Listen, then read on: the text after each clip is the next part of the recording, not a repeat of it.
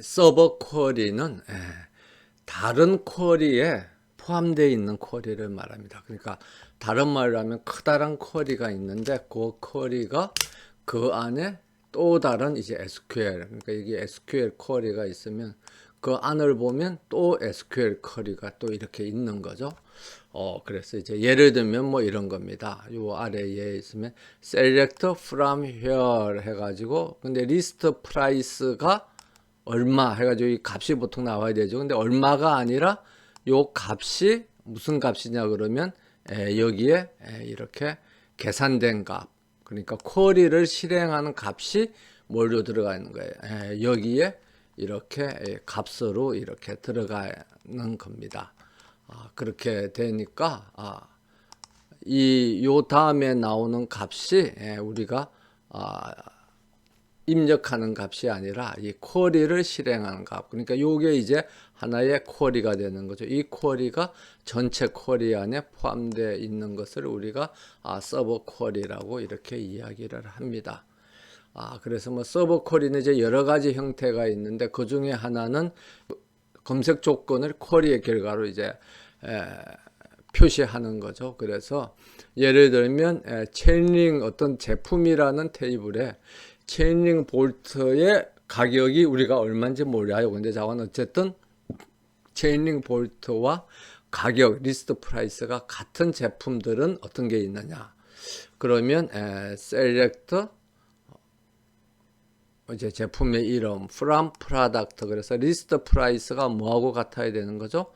체인링 볼트의 가격하고 같아야 되는 겁니다. 그러면 요 오른쪽에서는 뭘 검색해야 되느냐 그러면 체인링 볼트의 가격을 이제 검색을 해야 되는 거죠. 그래서 요 오른쪽에 들어가는 게 체인링 볼트의 가격이 되겠습니다. 그래서 select list price from product 그래서 where name이 체인링 볼트 하면 이제 이게 가격이 이제 여기에 들어가고 이 가격하고 같은 제품들.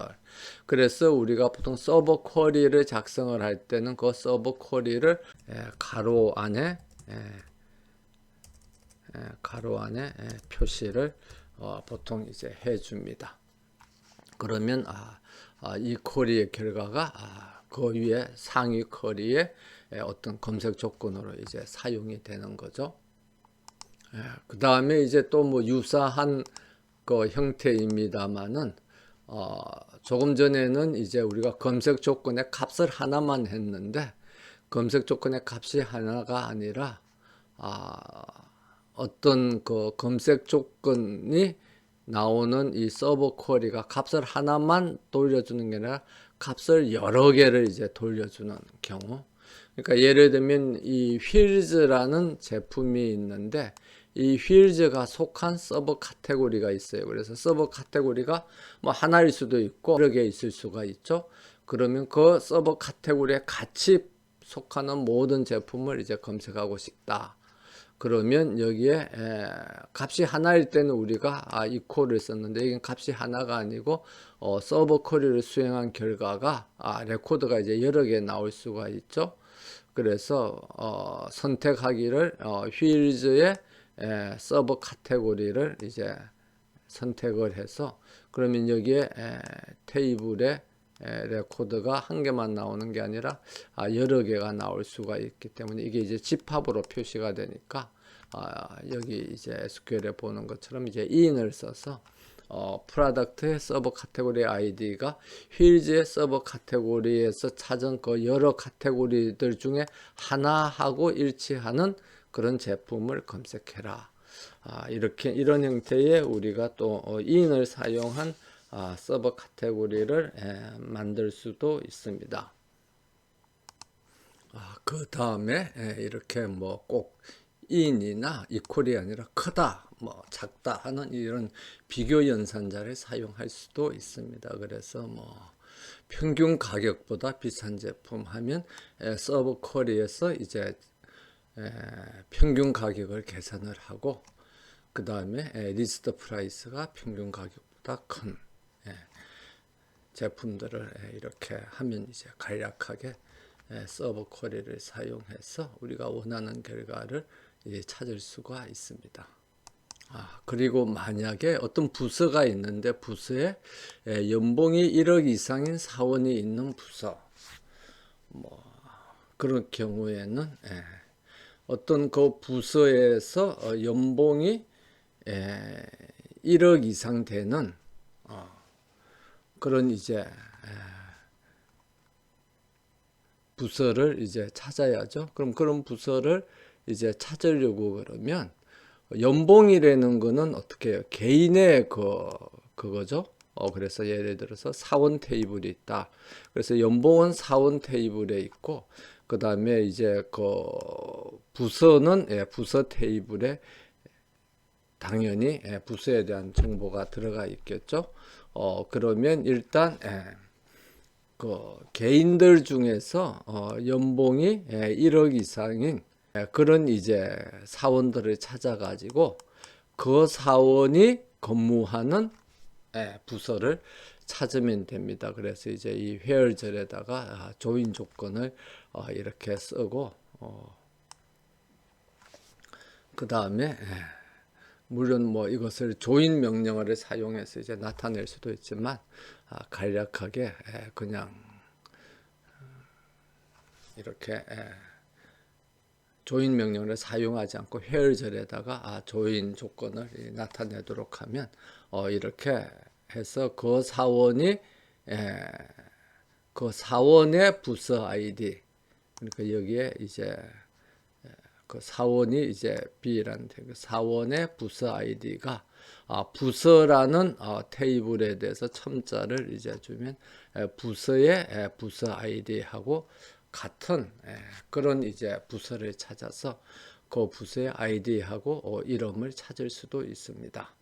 그래서 물론 여기서는 이제 뭐 디파트먼트에 대해서는 이 약칭을 A라고 그러고 그 다음에 사원에 대해서는 약칭을 B라고 했는데 약칭을 사용하지 않고 그냥 디파트먼트, 임플로이즈 뭐 이렇게 이쪽에다가 예를 들어서 B 대신에 뭐 employees department ID 그 다음에 employees salary 뭐 이런 식으로 그 테이블 이름을 다 기록을 할 수도 있습니다. 그런데 뭐 습관적으로 SQL 프로그래머들은 그 부서 이름을 다 이제 사용하는 것보다는 약칭들을 많이 사용하죠. 그러면 뭐 나중에 예를 들면 그 프로그램을 재사용하는 데 있어서도 도움이 되고, 그 다음에 뭐 타이핑 횟수도 줄일 수 있고 뭐 여러 가지 그런 장점 때문에 부서 이름에 대해서 약칭들, 테이블 이름에 대해서 약칭들을 이제 사용을 합니다. 그래서 이것처럼 이렇게 하는데 이때 이제 이 조건은 예를 들면 요 select 문 다음에 select 문 다음에 나오는 이 서버 쿼리에서는 우리가 뭘 이제 선택을 한 거죠. 그러니까 연봉이 1억 이상이 되는 그런 그 사원들의 레코드를 다 찾아냈죠. 그런 그 사원들의 레코드가 어떤 디파트먼트에서 있느냐 없느냐, 그래서 이제 있느냐 없느냐를 나타내기 위해서 우리가 사용하는 이쪽 이 명령어가 이거지스트입니다. 그래서 있느냐 없느냐 해서 이제 이거지스트 하면 이제 있는 거고, 만약 여기에 이 찾아냈는데 그 결과가 빈 테이블이다. 결과가 만약에 빈 테이블, 그러니까 레코드가 하나도 없으면 이게 이거지스트가 true가 아니고 false가 되겠죠. 그러면 해당 디파트먼트는 이제 나타나지 않고, 있으면 참이 되기 때문에 true가 되기 때문에 그 디파트먼트는 이제 그 결과가 이제 나타나게 되는. 그래서 우리가 이거지스트를 사용을 하면 좀 뭐라 그러죠? 아주 깔끔하게 논리적으로 깔끔하게 우리가 원하는 결과를 이제 찾을 수가 있습니다.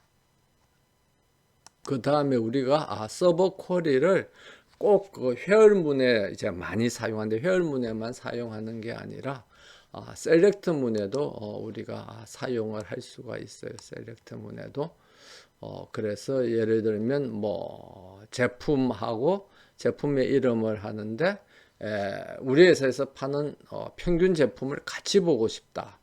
그러면 여기서 select average list price를 이제 average list price로 뭐 이렇게 표시를 한다든지 아니면 뭐 이 경우에는 굉장히 간략하게 했는데 이것을 좀 복잡하게 하면은 여기에 이제 보는 것처럼 뭐 프로덕트라는 거를 선택을 하고 그 다음에 네임을 선택하고 프로덕트에 뭐 서버 카테고리 아이디라는 게 있다. 그래서 뭐 프로덕트에 열에 보면 카테고리 아이디가 있습니다. 이게 이제 어드벤처 웍스 마이크로소프트에서 샘플로 제시하고 있는 그런 데이터베이스니까 그걸 한번 찾아보면 되는데 뭐 우리가 수업엔 사용하는 게 아니고 그냥 예제로만 보여주는 거니까요. 그래서 이 프로덕트 서버 카테고리 아이디의 에버리지 프라이스가 어떻게 되느냐 그걸 이제 같이 보고자 한다고 그러면 우리가 지금 검색하는 제품에 속하는 프로덕트 서버 카테고리의 평균 가격을 같이 보겠다. 그러면 그 프로덕트 우리가 지금 찾는 이제 프로덕트의 테이블을 A라 그러고 select average price인데 이 경우에는 전체 에버리지 프라이스가 아니라 그 해당되는 그 제품의 서버 카테고리에 대한 에버리지 프라이스이기 때문에 프로덕트 지금 검색하고자 하는 이 프로덕트의 네임 그러니까 여기 보면 이제 뭐 이런 네임이죠. 이런 네임이 속해 있는 서버 카테고리 속해 있는 테이블을 A라 그러고 우리가 평균을 계산할 그 테이블을 동일한 테이블입니다만은 B라고 그래 가지고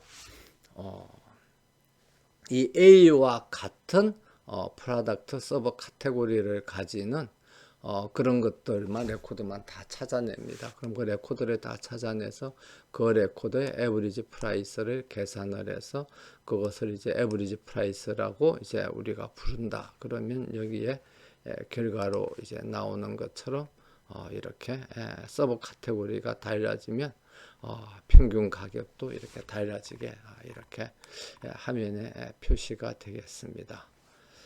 그래서 뭐 이 셀렉터 문 다음에도 우리가 이 다양한 이런 이제 그 서버 쿼리를 사용을 할 수가 있습니다. 그리고 그 다음에 from 문 다음에도 서버 쿼리를 사용을 할 수가 있습니다. 그래서 뭐 select average list price에서 프로덕트 라인이 M인 그런 테이블에서 average list price를 선택을 해라. 그러면 뭐 회열문을 써서도 우리가 할 수도 있죠. 그렇지만 이 from 문 다음에 프로덕트 라인이 M인 그런 이제 레코드들만 다 선택해서 이제 그 어떤 그 선택된 테이블이 있다고 가정을 하죠. 그래서 그 테이블 이름을 P_M이라고 그러면 그 P_M을 이제 대한 이 에버리지 프라이스를 이렇게 찾아낼 수가 있습니다. 그래서 그런데 사실은 이런 from 문 다음에 아니면 이 앞에 있는 select 문 다음에 사용하는 서버 쿼리도 마찬가지인데 이렇게 뭐 서버 쿼리로도 나타낼 수도 있지만 뷰로 이제 사용하는 것이 훨씬 이해가 쉽습니다. 그래서 만약에 우리가 이런 걸 많이 사용한다 그러면 프로덕트 라인이 M인 그런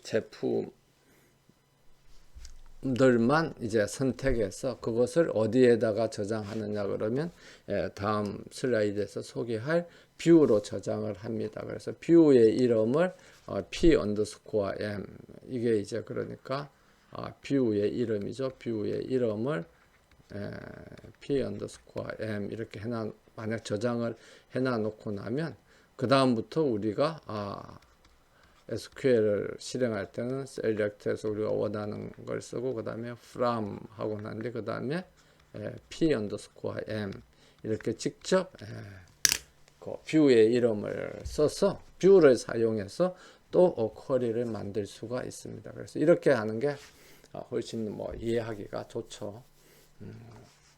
그래서 서버 쿼리는 이제 좀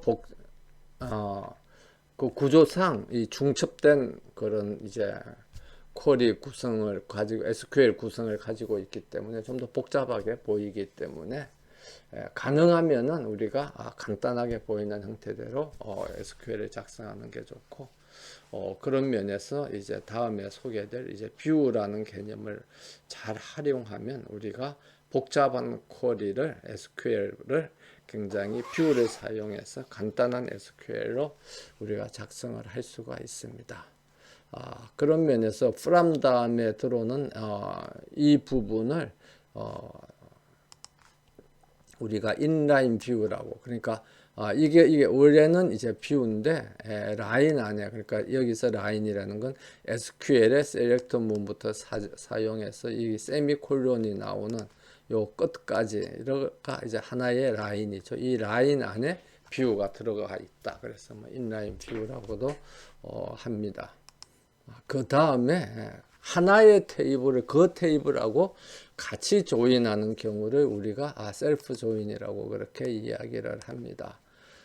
그래서 이 경우에 만약에 고객이 있는데 그 고객이 같은 도시에 거주하는 고객들을 우리가 검색하고 싶다. 그러니까 지금 이제 우리가 검색하고자 하는 것이 같은 도시에 거주하는 고객들의 쌍을 이제 우리가 찾고 싶다.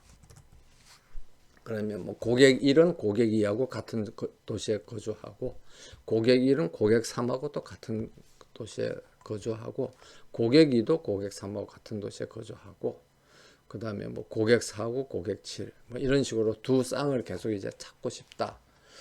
그러면 고객 A하고 B의 이름을 이제 여기에 보는 것처럼 이렇게 우리가 찾고, 그 다음에 그 고객이 거주하는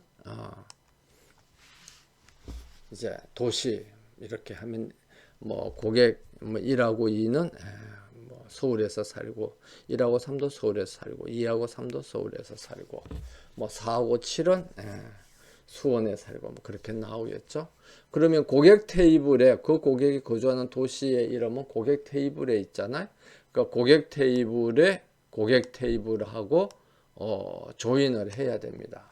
조인을 해야 되기 때문에 할 수 없이 그 고객 테이블에다가 여기에 있는 것처럼 서로 다른 별칭을 주는 거죠. 그래서 고객 테이블 A, 고객 테이블 B 해서 A하고 B가 마치 다른 테이블인 것처럼, 그래서 A에 있는 그 레코드의 CT하고 B에 있는 레코드의 CT가 같고, 그 다음에 이렇게 하면 이제 1번하고 1번도 당연히 조인이 되겠죠.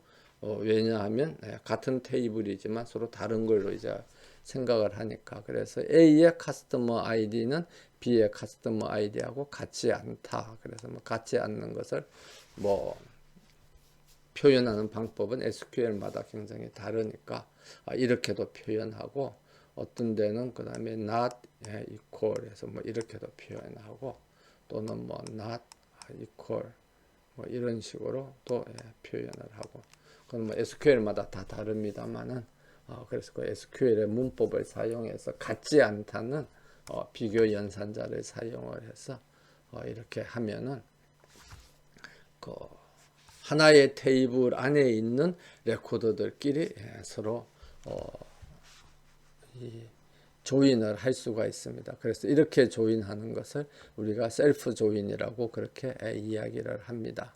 그래서 이 셀프 조인의 개념을 보면 우리가 서버 쿼리를 할 때 이 조금 전에 했던 뭐 제품별 서버 카테고리 아이디의 평균 가격 할 때도 여기에 있는 우리가 찾고자 하는 그 제품에 소속되어 있는 테이블, 이 네임하고 연결되어 있는 프롬은 이거죠. 그래서 그 프로덕트 테이블을 A라 그러고, 그 다음에 평균 가격을 계산하는 그 프로덕트 테이블을 B라고 그래가지고 A의 서브 카테고리 아이디가 B의 서브 카테고리 아이디하고 같은 이런 이제 조인 조건을 표시를 했죠.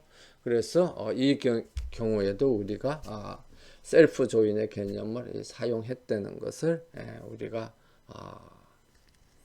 이제 알 수가 있습니다. 그래서 그때는 그냥 뭐 셀프 조인이라는 말을 하지 않고 그냥 사용을 했는데 우리가 셀프 조인이라는 개념을 배우고 이제 다시 살펴보면 이 경우에도 우리가 셀프 조인을 사용했다는 것을 우리가 알 수가 있죠. 그래서 우리가 SQL을 이제 작성하는 데 있어서 뭐 간단하게 우리가 기본적인 그 관계형 데이터베이스의 연산자의 개념들을 활용을 해서 간단한 이제 뭐 SQL을 작성을 할 수도 있지만 또는 이제 서버 콜이라든지 뭐 셀프 조인이라든지 그런 이제 다양한 좀 더 복잡한 개념 그 다음에 뭐 그룹 바이라든지 뭐 그런 이제 연산자들을 사용해서 이제 복잡한 SQL을 이제 작성하는 과정을 우리가 살펴봤습니다. 그런데 이전에 앞에서도 이야기했습니다만은 우리가 꼭 SQL을 하나의 단계로서 그렇게 작성을 할 필요는 없습니다. 그래서 만약에 내가 이제 원하는 그 질의를 위한 원하는 질의 또는 이 원하는 데이터를 찾기 위한 SQL을 작성을 하는데 이것이 그 한 개의 프로그램으로, 그러니까 SQL에서 한 개의 프로그램이라는 거는 셀렉터부터 시작해서 그 뒤에 뭐 문장이 여러 개가 이렇게 쭉 나와서 맨 마지막에 세미콜론으로 끝나는 여기까지가 이제 하나의 프로그램이죠. 이 하나의 프로그램으로 만약 작성하기가 어려우면 이 SQL을 잘라 가지고 여러 개의 프로그램으로 나누어 수가 있습니다. 그래서 중간중간에 만들어진 그 결과를 우리가 뭐라 그러냐 그러면 그거를 뷰라고 그렇게 이야기를 합니다. 그래서 뷰 또는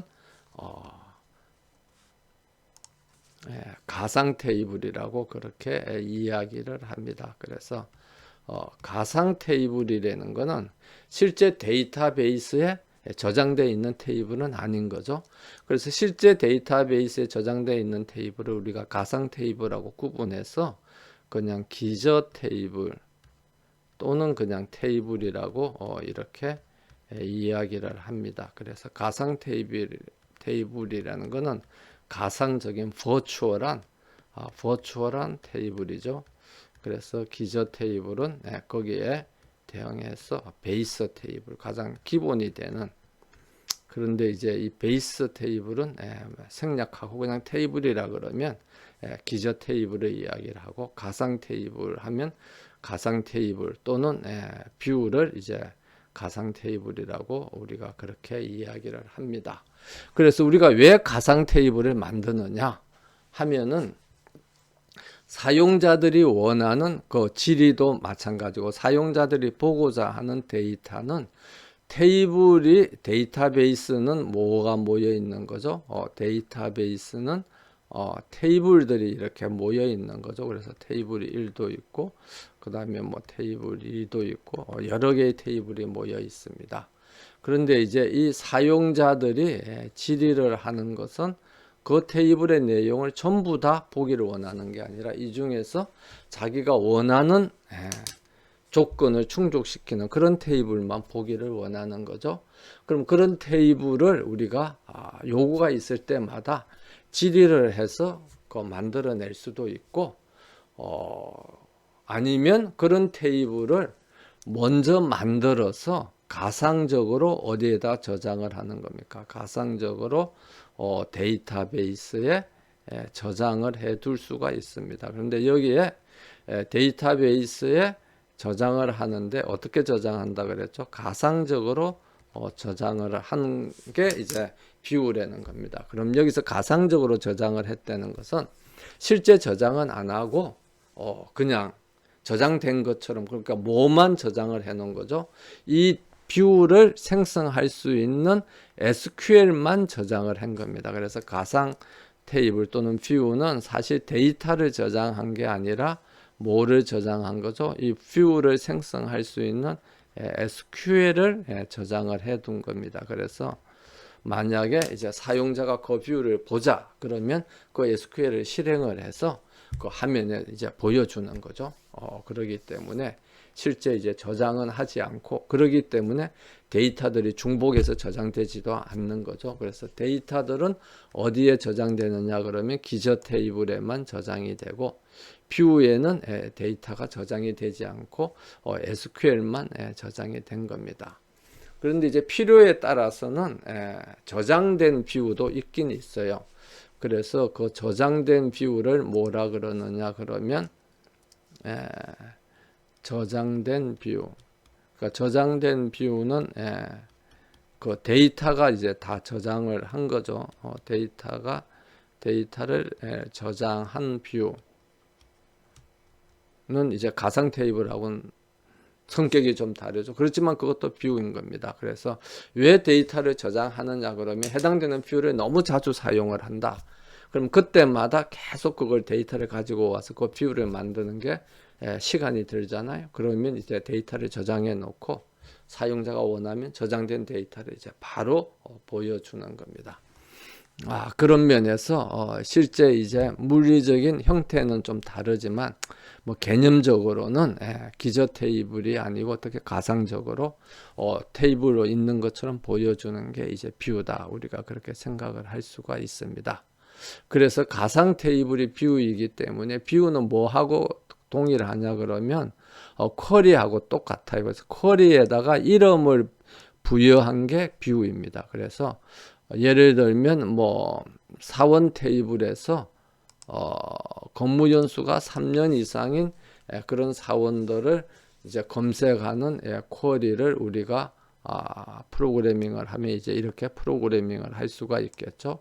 그러면 이거를 이제 실행을 하고 난 뒤 그 다음에 그 쿼리를 뭐 쿼리 파일에다 이름을 줘서 그 다음에 그 쿼리를 불러와서 또 실행을 할 수도 있어요. 근데 그렇게 하지 않고 이걸 이제 가상 테이블이라는 뷰라는 걸 만들어서 이름을 이렇게 주면 이게 뷰로서 저장이 됩니다. 그러면 쿼리에다가 파일명을 줘서 저장하는 거하고 뷰로 저장하는 거하고 무슨 차이가 있냐 그러면, 이렇게 저장되어 있는 뷰는 어디서 또 사용할 수가 있습니까? 다른 쿼리를 만들 때 테이블을 불러와서 기저 테이블을 불러와서 쿼리를 만들 수도 있지만 또 뭘 불러와서 쿼리를 만들 수도 있죠. 뷰를 불러와서 쿼리를 만들 수도 있습니다. 그래서 이 가상 테이블도 실제 사용은 뭐하고 똑같이 우리가 할 수가 있는 거죠. 저장되어 있는 테이블하고 똑같이 사용을 할 수가 있습니다. 그렇기 때문에 우리가 조금 전에 이야기한 것처럼 복잡한 SQL이 있으면 그걸 한 개의 프로그램으로 할 수 없으면 그 중간중간을 이제 뷰로 저장했다가 예를 들면 단계를 5개로 나눠서 1단계 실행하고 그 결과를 뷰로 저장하고 그 다음에 그 뷰를 불러서 2단계를 실행하고 그 결과를 또 뷰로 저장하고 그 다음에 그 뷰를 불려서 또 3단계를 실행하고 또 저장을 하고 이런 식으로 해서 우리가 복잡한 SQL도 실행을 할 수가 있습니다. 그래서 이제 뷰하고 쿼리를 비교하면 쿼리는 보통 일회용이면 사용하고 버리는 건데 view는 저장해서, 저장한다는 건 가상적으로 저장하는 거죠. 반복적으로 사용을 하는 겁니다. 그래서 다른 쿼리에서 view를 불려서 테이블처럼 사용할 수 있다는 겁니다. 그래서 이런 면에서 view를 다시 요약합니다만은 우리가 가상 테이블이라고 이제 이야기를 하고요. 그 다음에 가상 테이블이란 것은 데이터베이스에 실제로 존재하지는 않지만 외부적으로는 사용자한테는 존재하는 것처럼 보여주는 겁니다. 그래서 이렇게 뷰를 많이 만들어서 사용하는 이유는 모든 사용자들이 각자가 원하는 형태의 자료를 제공받기 이제 원하는 거예요. 그런데 데이터베이스 안에 저장된 것은 어떻게 저장이 되죠? 어떤 기저 테이블에 하나의 형태로만 저장이 되어 있는 겁니다. 그런데 그것을 여러 사람들이 서로 다른 형태로 제공을 받기를 원하려면 어떻게 돼요? 서로 이 미스매치가 발생하죠. 그러니까 사용자가 1번부터 시작해서 예를 들어서 N번까지 있어서 서로 원하는 형태가 이렇게 서로 다 달라요. 근데 데이터베이스 테이블은 어떤 한 형태로, 한 가지 형태로 저장이 돼 있죠. 그렇기 때문에 이것을 이 사람한테 보내려면 어떻게 해야 되죠? 이 사람이 원하는 형태로 바꿔줘야 되는 거예요. 그래서 이렇게 바꿔준 게 뭐냐 그러면 뷰인 것입니다. 그래서 이게 이제 뷰 1번 해서 이렇게 되면 이제 이 사람은 실제는 요 네모처럼 저장이 돼 있는데 다이아몬드처럼 저장된 것처럼 보는 거죠. 그 다음에 이제 N 사용자도 네모처럼 저장되어 있는데 이걸 동그라미와 같은 뷰를 만들어서 뷰 N을 만들어서 제공을 하면 자기는 동그라미처럼 저장되어 있는 것처럼 생각을 하고 사용을 하는 겁니다. 그래서 데이터베이스를 만드는 데 있어서 가장 중요한 개념 중에 하나가 데이터베이스 안에는 원하는 어떤 형태의 데이터든지 한 번만, 그러니까 실제 현상에서 발생한 그 사실이나 아니면 실제 현상에 존재하는 어떤 구성물에 대한 정보가 데이터베이스에는 한 번만 기록이 되는 겁니다. 그렇게 한 번만 기록이 돼야 데이터 관리도 편리하고 그 다음에 데이터의 일관성도 잘 유지되고 그렇게 되는 거죠. 그래서 데이터를 여러 번 중복해서 저장하는 게 아니라 한 번만 저장해서 하나의 형태로 이제 테이블에다가 저장을 하는데 그것을 보는 사람들은 서로 다른 형태로 보기를 원하는 거예요. 그러면 이 하나의 형태로 저장된 걸 사용자한테 그대로 보여주면 사람들마다 자기가 원하는 형태하고 다르기 때문에 다 불만을 가지겠죠. 그래서 한 개의 형태로 저장된 데이터를 이제 여러 사람이 만족할 수 있도록 서로 다른 형태로 보여주려고 그러면 중간에 뭘 만들어야 됩니까? 뷰를 만들어야 되는 겁니다. 그래서 이 중간에 뷰가 있음으로써 한 개의 형태로 저장되어 있는 데이터를 사용해서 이 N명의 여러 복수의 사용자들을 만족시킬 수가 있는 겁니다. 그래서 속된 말로 하면 속이는 거죠. 속여서 보여주는 거예요. 다른 형태를 보여주는 겁니다.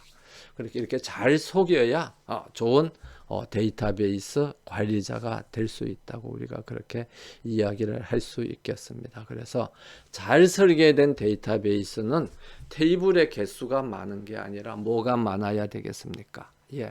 뷰의 개수가 많아야 우리가 잘 설계된 데이터베이스다. 그렇게 이야기할 수 있겠습니다. 그래서 우리가 뷰를 설계할 때 뷰는 복잡한 테이블 구조를 단순화해서 사용자마다 간략하게 이제 보여주는 거고요. 다양한 관점에서 서로 다른 데이터를 원하는 고객들을 충족시킬 수 있는 다른 형태의 데이터를 제시를 해주는 겁니다. 그 다음에 최근에 와서는 이제 보안이 굉장히 강조되고 있기 때문에 예를 들면 뭐 성적 테이블 같은 거죠. 성적에 대한 정보가 이제 저장이 돼 있는데, 아니면 학생들에 대한 개인 정보들이 저장이 돼 있는데, 이게 실제 한 개의 테이블에 다 저장이 돼 있다고 하면 학생들은 굉장히 많잖아요. 그럼 각 개별 학생들은 뭐 이 한 개의 테이블에 전체 다 보면 안 되는 거죠. 개별 학생들은 자기 성적만 볼 수 있도록 그래서 어떤 사용자는 그 전체 테이블 중에서 이 전체 커다란 테이블 중에서 어떤 사용자는 아주 요 부분만 볼 수 있고, 아니면 어떤 사용자는 요 칼럼들만 요렇게만 볼 수 있고, 그렇게 해서 이제 제한을 함으로써 자격이 없는 사람이 남의 데이터를 보는 것을 막아서 데이터의 보안을 향상시킬 수 있습니다. 그리고 이제 뷰에서 데이터의 저장 형식은 조금 전에 이야기했습니다만은 간접적으로 구현을 한다는 게 가상적으로 구현을 한다는 겁니다. 그래서 저장은 하지 않고 실제 이제 뷰를 보자고 할 때 그때 실행을 해서 가지고 오는 거죠. 그래서 이제 직접 저장은 안 하는 거고, 그런데 이제 필요에 따라서는 직접 저장을 하는 경우도 있습니다. 그걸 이제 materialized view, 그래서 실제 형체를 가지는 뷰다, 이렇게 이야기를 하는 거죠. 그래서 이제 뷰의 형태를 보면 이렇게 실제 데이터베이스에는 테이블이 두 개가 있어요. 그래서 제품 테이블하고 제품군 테이블. 사용자한테 보여줄 때 제품 테이블 해서 뭐 오렌지 주스는 제품 분류가 제품군이 음료이다. 그 다음에 이제 음료는 뭐 예를 들면 뭐 이런 그림이다. 이런 식으로 두 개로 보여주면 사용자들이 보기에 복잡하잖아요. 그럼 이제 이걸 한 개로 이렇게 조인을 해가지고 마치 하나의 테이블로 저장되어 있는 것처럼 이제 이렇게 보여주는 거죠. 그러면 굉장히 사용자들은 이게 한 개의 테이블로 다 볼 수 있으니까 쉽게 이제 작업을 할 수가 있습니다. 그래서 대부분의 경우에 사용자들은 자기 결과가 몇 개의 테이블로 제시되기를 원하느냐 하면 한 개의 테이블로 제시되기를 원합니다. 그래야 원하는 정보들이 이제 한 테이블에 이제 다 들어가니까 보기가 쉽죠.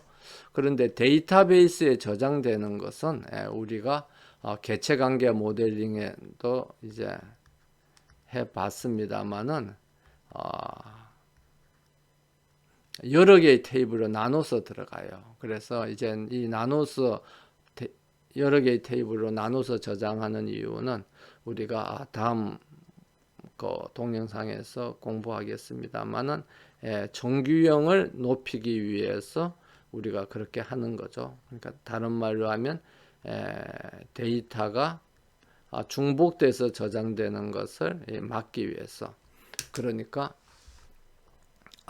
조금 전에 우리가 이야기를 했습니다만은 데이터베이스의 가장 핵심적인 기능은 write once, 한 번 하는 거죠. 그러니까 중복해서 저장해서 두 번 이상 여러 번 저장하는 거는 굉장히 바람직하지 않다는 겁니다. 그래서 이렇게 중복해서 저장하지 않고 한 번만 저장하기 위해서 어떻게 하냐 그러면 테이블에 여러 개 나눠서 이렇게 저장을 해요.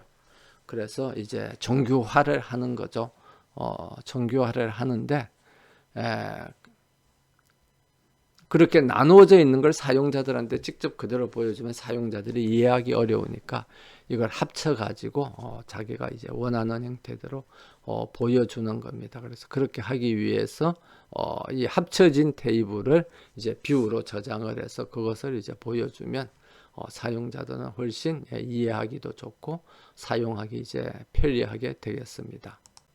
그 다음에 이제 우리가 또 뷰를 또 많이 사용하는 이유 중에 하나가 집계 테이블, 이제 계산을 하는 거죠. 그래서 어떤 통계 자료 같은 것들을 이제 어떤 기간별로 이렇게 합산을 해가지고 이렇게 처리를 합니다. 그래서 그렇게 하려고 그러면 실제 데이터베이스 테이블에 있는 각 개별 거래에 대한 데이터를 개별 거래 데이터를 이제 집계를 하게 되는 거죠. 그래서 SQL에서 말하는 뭐 sum이라든지 average라든지 이런 것들, 그다음에 count라든지 이런 함수를 이용을 해서 우리가 그 어떤 집계 값을 계산을 해서 그것을 이제 저장을 해서 이제 우리가 여러 가지 분석에 사용을 하는데, 그래서 우리가 분석에 사용을 합니다. 분석에 사용을 하는데, 이걸 하기 위해서 그때그때마다 분석을 할 때마다 이런 SQL 프로그램을 작성하려면 귀찮잖아요. 그래서 여기 이제 요 앞에 페이지에 있는 것처럼 뭐 배송 업체별로 이때까지 지출된 운임을 같이 이렇게 해서 그룹 바이를 해서 썸을 계산을 해서 이렇게 배송 업체별 지출 운임 내역을 쉽게 볼 수 있는 그런 뷰를 저장해 두면, 만들어 두면 우리가 훨씬 쉽게 그렇게 우리가 할 수가 있겠습니다. 계산을 이제 할 수가 있는 거죠. 그런데 이제 이런 용도로 이제 옛날에는 뷰를 많이 사용했는데, 이제 최근에 와서는 뭐 우리가 이 데이터베이스의 맨 거의 후반부에 가서 공부를 뭐 할 수 있겠습니다만은, 요즘은 이런 직계 분석 같은 그런 이제 용도의 별도의 데이터베이스를 따로 사용을 해서 이걸 이제 많이 하죠.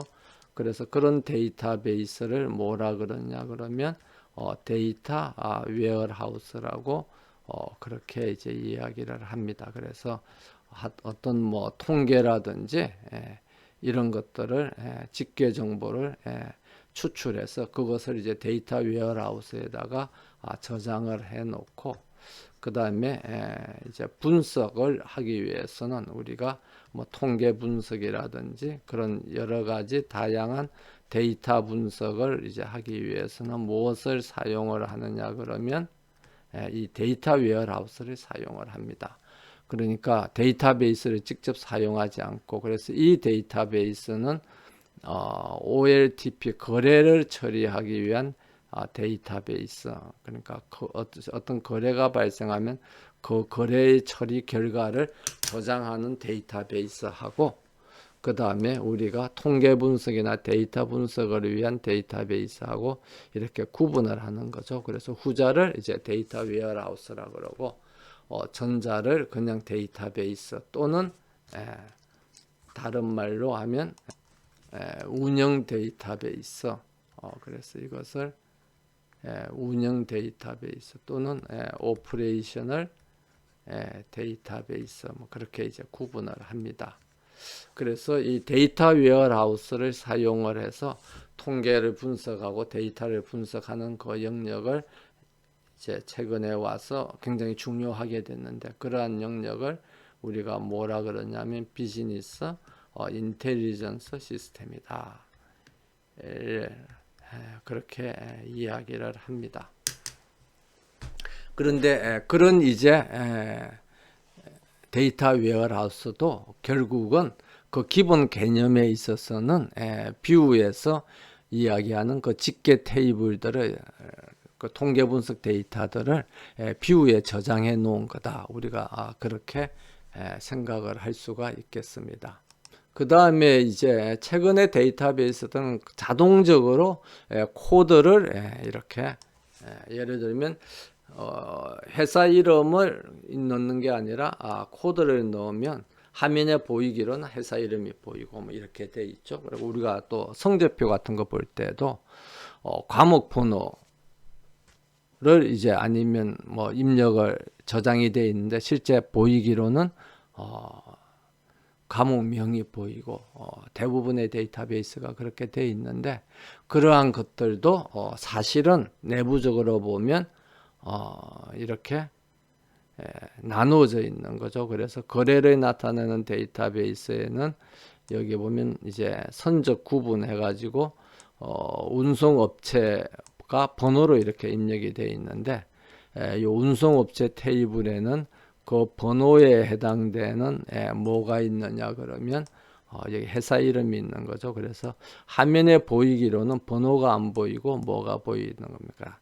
회사 이름이 이렇게 보이는 건데 이것도 이 저장되어 있는 요 기저 테이블 테이블들을 조인을 해서 여기에 뷰를 이제 보여주는 거라고 그렇게 우리가 이해를 할 수가 있습니다. 그래서 우리가 이제 관계형 데이터베이스에 저장된 데이터들을 우리가 어떻게 조작하고 사용할 수 있느냐 하는 것을 이제 SQL을 통해서 이제 몇 번의 강의를 통해서 이제 살펴봤는데요. 근데 이제 관계형 데이터베이스에 데이터를 저장하고 그 저장된 데이터를 사용하는 게 현재로서는 가장 많이 이제 사용되는 데이터베이스의 구조입니다만은 우리가 수업 시간에 배운 관계형 데이터베이스는 사실 우리가 원하는 모든 형태의 데이터를 저장하기에는 좀 제약이 있습니다. 그래서 그 중에서 가장 대표적인 게 이렇게 해당되는 컬럼에 데이터 값이 하나만 들어갈 수밖에 없어요. 그러면 어떤 책이 있으면 저자들이 여러 명 있을 수가 있죠. 그럼 이렇게 왼쪽에 있는 것처럼 이렇게 저장을 할 수가 없습니다. 그럼 이제 오른쪽에 있는 것처럼 저장을 하면 우리가 이 검색을 할 때 예를 들면 저자 1하고 저자 2 두 사람만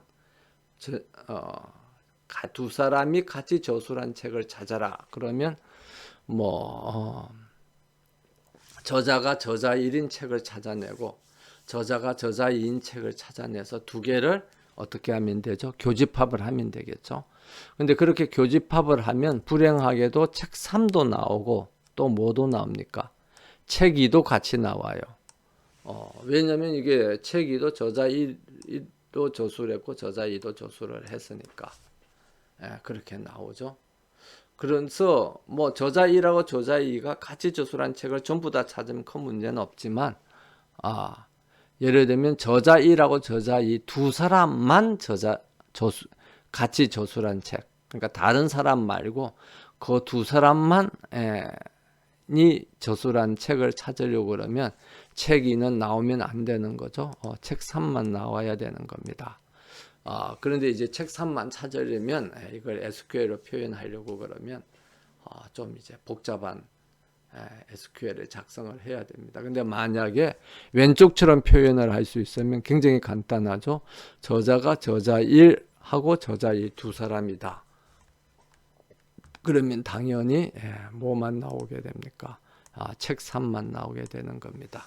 그래서 요즘은 이제 RDB가 이런 그래서 네스티드 테이블, 테이블 안에 또 테이블이 있는 거죠. 그래서 네스티드 테이블을 또 필요한 경우에는 만들어서 사용할 수 있도록 제품들이 나옵니다. 그래서 그것은 이론적인 관계형 데이터 모형하고는 좀 다르지만 확장된 관계형 데이터 모형이라고 그렇게 관계형 데이터베이스라고 그렇게 우리가 이야기할 수 있겠죠.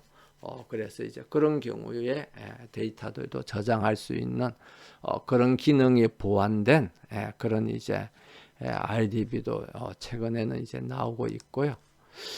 그 다음에 이제 가장 이제 우리가 RDB를 사용함에 있어서 SQL을 사용함에 있어서 어려움이 뭐냐 그러면 일항 관계인 겁니다. 그래서 일항 관계는 우리가 개체 관계 모델링을 할 때 우리가 잘 살펴봤습니다만은 상위 부품하고 하위 부품이 이렇게 쭉 돼 있죠. 그래서 P1 아래에 예를 들면 P11하고 P12가 있고 P11 아래 P21하고 P22가 있고 P22 아래 P31이 있고 P12 아래 P23가 있고 P23 안에 P32가 있고, 그러면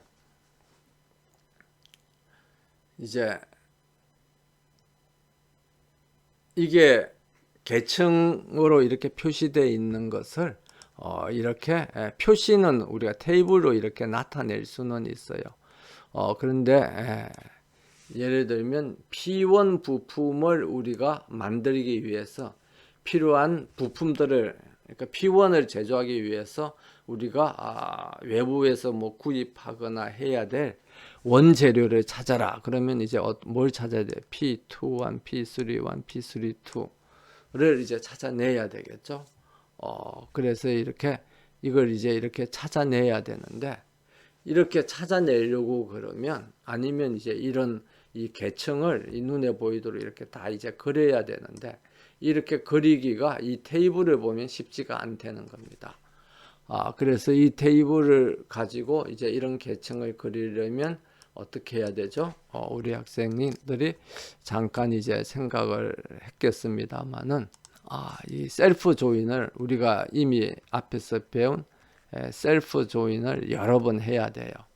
그래서 이 테이블하고 이 테이블하고 똑같이 이렇게 두 개를 만들어 놓고, 여기에 또 다른 이제 이런 테이블을 만들어 놓고, P11하고 P12가 있으면 여기에 이제 P11하고 또 P22가 있잖아요. 그러면 이거하고를 이렇게 조인을 해야 되는 거죠. 그래서 셀프 조인을 하면 상위 부품이 있고, 그 다음에 하위 부품이 있고, 그 다음에 또 하위 부품이 만들어지고, 이런 식으로 해서 칼럼들이 하나씩 이제 늘어나게 됩니다. 근데 이제 그렇게 하려고 그러면 굉장히 번거롭죠. 그럼 몇 번 또 셀프 조인을 해야 되는지도 모르고, 그런데 이제 이런 것들도 요즘에는 DBMS 공급업체들이 여러 가지 명령어를 이미 만들어서 자기들이 SQL 프로그래밍을 해서 제공을 합니다. 그래서 예를 들면 커넥트 바이, 커넥트 바이에서 이전의 하위 부품 번호는 이거죠. 이전의 하위 부품 번호는 지금의 상위 부품 번호하고 같이 조인이 되도록 이렇게 하고, 이제 스타트 하기를 뭐 어떤, 여기서는 뭐 예제가 이렇게 되어 있습니다만은, 예를 들면 스타트 하기를 이 오른쪽에 있는 예제처럼 보이도록 하기 위해서 P1 이렇게 하면은 P1부터 시작해서 계속 이제 밑으로 내려갈 수 있도록 그렇게 우리가 쉽게 이제 SQL을 이제 사용을 할 수가 있습니다. 그래서 만약 이렇게 이 connect by나 start with 뭐 이런 이제 명령어가 없으면 우리가 셀프 조인을 해서 이제 계속 해야 되겠죠. 계속 하면 상위 부품, 하위 부품, 하위 부품 아래 또 하위 부품, 그 아래 또 하위 부품 이렇게 만들어지게 되겠습니다. 그래서 이렇게 만들어지는 거는 이제 우리 학생들이 한번 해보면 되는 거고요. 그래서 우리가 관계형 이제 데이터 모형을 가지고 그대로 우리가 수업 시간에 배우는 그런 명령어, 그 다음에 표준적인 SQL을 가지고 사용하는 데는 좀 제약이 있는 그런 이제 데이터 검색 요구들이 많이 좀 있을 수 있습니다만은, 최근으로 들어오면서 여러 이제 데이터베이스 공급 회사들이 이런 기능을 수행할 수 있는 다양한 확장된 SQL을 제공하기 있기 때문에 많은 경우에는 이제 우리가 그런 이제 확장된 SQL을 사용을 하면 해결할 수 있는 그런 이제 길들이 최근에는 이제 많이 제시되고 있습니다. 그래서 그런 이제 명령어를 사용하면 이전에는 할 수 없었던 그런 이제 관계형 데이터베이스에서의 데이터 처리를 우리가 쉽게 할 수 있게 된 거죠. 그래서 우리가 관계형 데이터베이스가 가장 보편적으로 많이 사용되는 DBMS입니다만은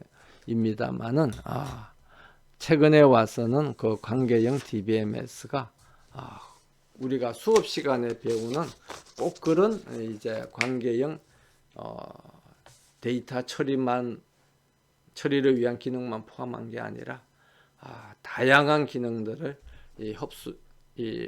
흡수해서 같이 제공하는 그런 형태로 발전을 하고 있습니다. 그래서 그걸 잘 사용하면 우리가 수업 시간에 공부하지 않은 그러한 아니면 수업 시간에는 이제 처리하기 힘들다고 배운 그런 기능들도 우리가 쉽게 처리할 수 있는 그런 기능을 이제 발견할 수 있으리라고 그렇게 생각이 됩니다. 그래서 이것으로서 우리가 SQL에 대한 간략한 소개는 끝내도록 하겠습니다.